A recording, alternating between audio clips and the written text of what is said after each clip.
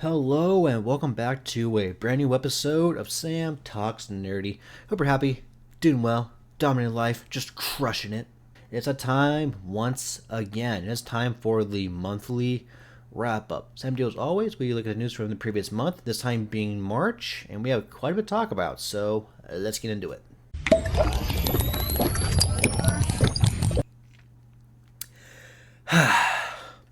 Gotta hydrate. And hopefully I remember to put the Fortnite drinking the slurp juice sound effect over this. For our first bit of news, Wendell Pierce joined Superman as Perry White. This is probably one of our last key character castings, and all we'll need now are just Ma and Pa Kent. And I don't know. I mean, who else is there left to cast other than maybe a few sort of key players in the Daily Bugle? I'm not too familiar when it comes to Wendell Pierce. I mean, I know he was in The Wire, but I didn't watch The Wire. I mean, all I know him from is from the Jack Ryan series with John Krasinski. Well, I got that the first time, and I can see it. I definitely think he has what it takes to play Perry White. According to Daniel RPK, Shang-Chi 2 will involve time travel and a previous Iron Fist. And also, Destin Daniel Cretton is back as director. A very interesting idea for Shang-Chi 2.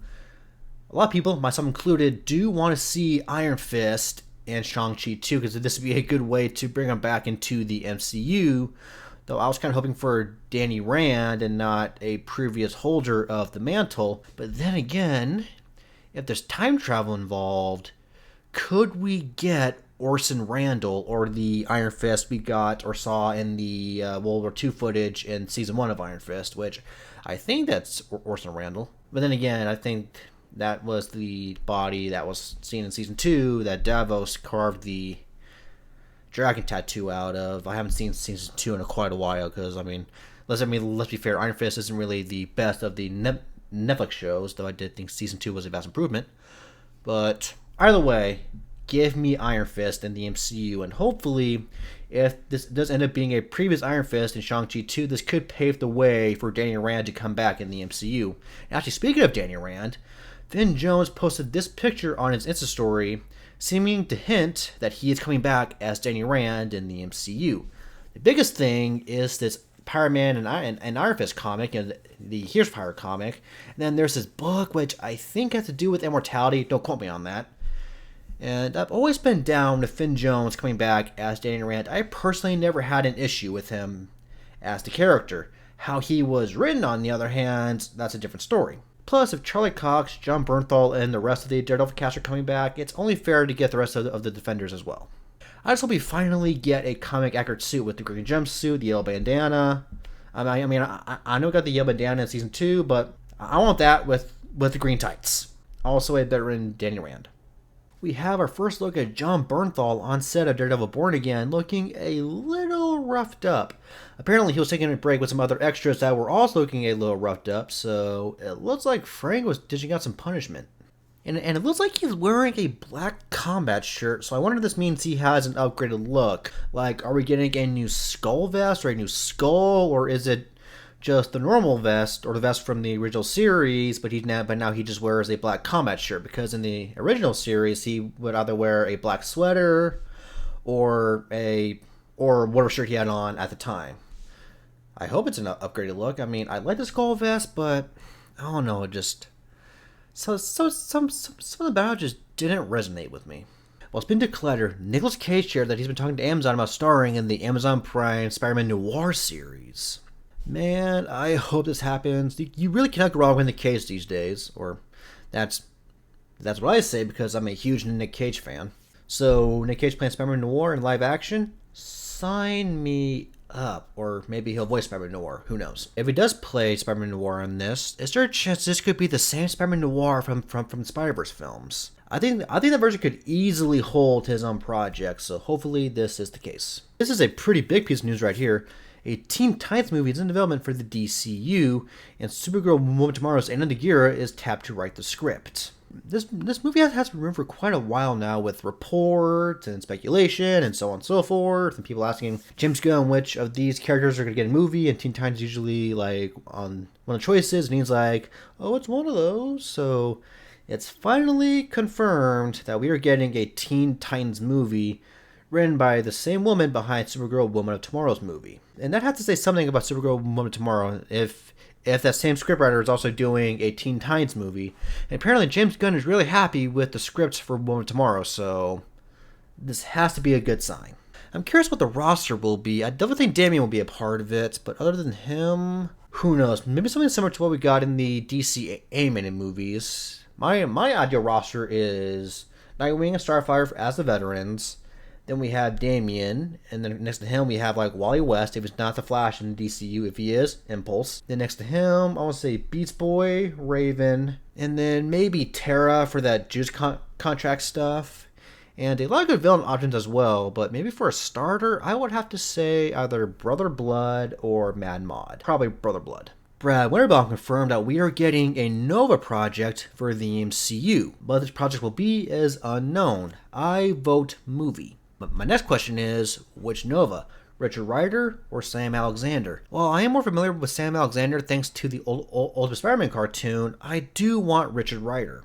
Here's like my ideal Nova movie, and I've always thought this for a long time with Nova. I want this to be a passing of the torch story, or a mentor story. So let's say Rich Rider became Nova in the late 2000s, early 2010s.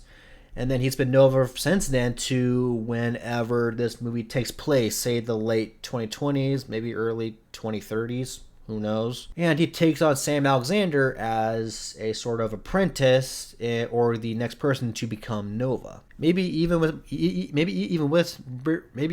Richard Rider, we get some flashbacks to his early career as Nova, even him and the destruction of Xandar, him being the last Nova Corps member. I think this would make a pretty good Nova movie of just Richard Rider passing the torch on to Sam Alexander. Marvel 1943, The Rise of Hydra was announced, and holy crap. The graphics in this look insane. Or the graphics and the cutscenes look insane. Gameplay will be another story, which I'm very curious to see. And like, this legit looks like a Lost Marvel movie. So you know how like some TV shows have like lost episodes? This is like the Marvel equivalent of that. Like this looks like it could have been a sequel to Captain America: The First Avenger or something like that. Plus, I love World War II history, so this mixed with superheroes, and I am in heaven.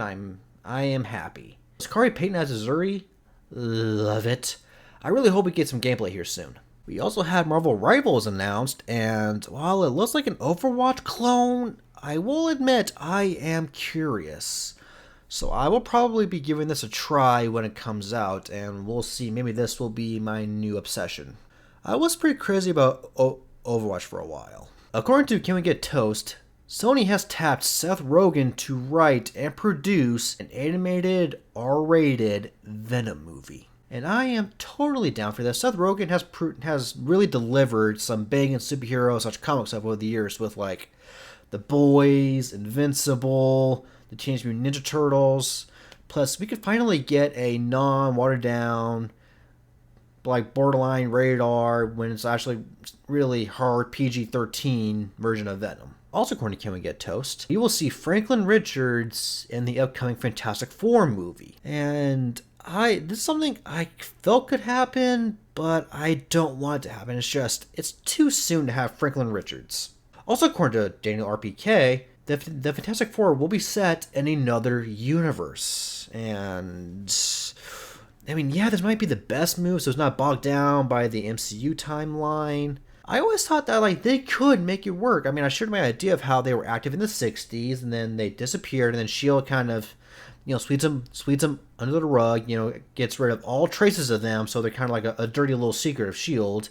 And then when they come back, Nick Fury's like, oh yeah, they're the Fantastic Four. They were heroes in the 60s, and they disappeared, and we kind of made sure people didn't remember them.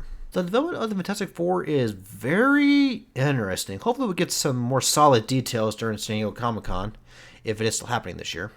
Hopefully it is, and hopefully it won't be a bunch of duds, because, I mean, let's be real, the past few Comic-Cons have been kind of boring. According to Cosmic Circus, with the success of X-Men 97, Marvel is apparently considering bringing back Spider-Man the Animated Series next, and heck yes! I love Spider-Man the Animated Series. I grew up watching Spider-Man the Animated Series next to X-Men the Animated Series, and Spider-Man the Animated Series is like my favorite version of Spider-Man. And I love Tobey and I love Christopher Daniel Barnes as well. Like, those are my two favorite versions of Spider-Man. And plus, just imagine Spider-Man the Animated Series with the animation style of X-Men 97. Just, that would look gorgeous. And plus, Spider-Man the Animated Series has some unresolved story elements, like, I don't know, trying to find Mary Jane. We have a few more bits of news from the Cosmic Circus. So apparently, Henry Cavill has joined the MCU, and his role will be revealed later this year. And, of course, I'm going to go with the typical, cliche, basic Captain Britain.